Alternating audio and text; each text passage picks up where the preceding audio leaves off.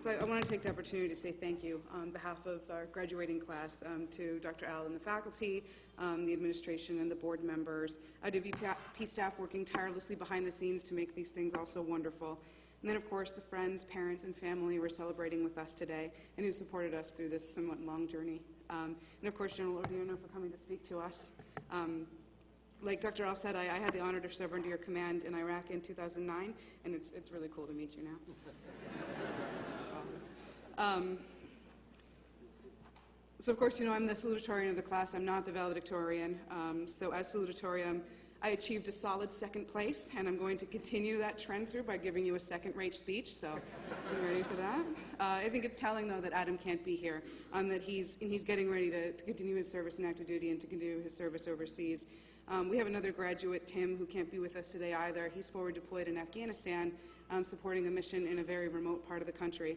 And there are many others who aren't here today for various reasons, either already working or already traveling. And it's because they're already out doing things. We're a graduating class of people who do things. Graduate school isn't something that everybody gets a chance to do or everybody even tries to do, but here we are.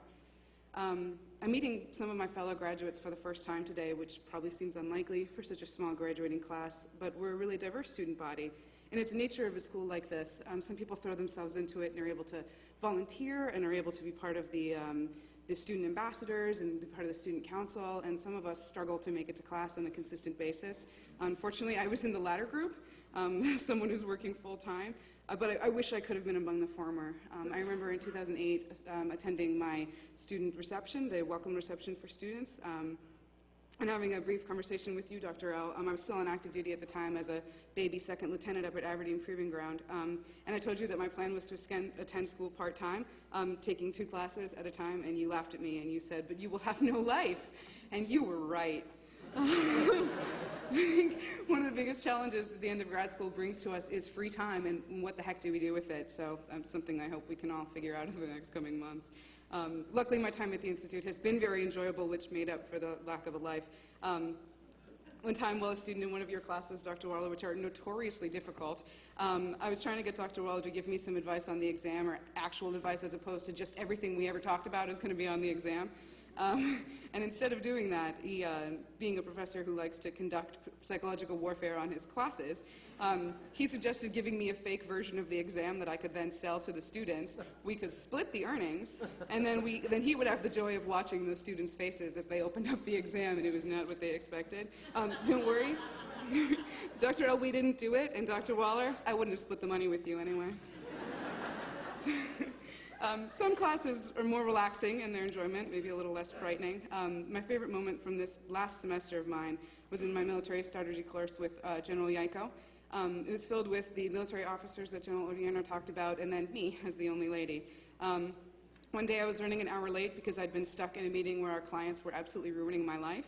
And I showed up hungry and angry and late, and I arrived to find a lovely place setting for me with pizza and a glass of wine and a bottle of red.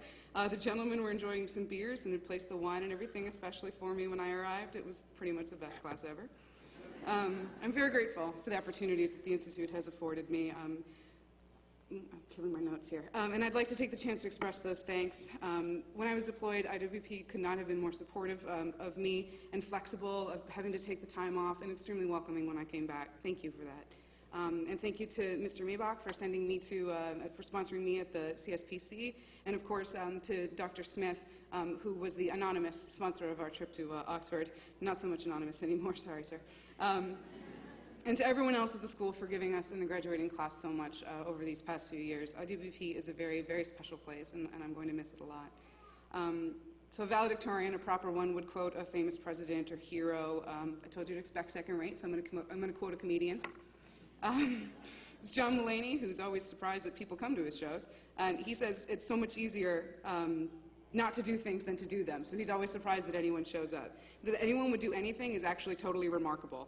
Percentage-wise, it is 100% easier to not do things than to do them, and so much fun not to do them, especially when you are supposed to do them. So I leave you with this. Even when it isn't fun or easy, keep doing things. We just finished graduate school, which is a really great accomplishment. Congratulations to everyone.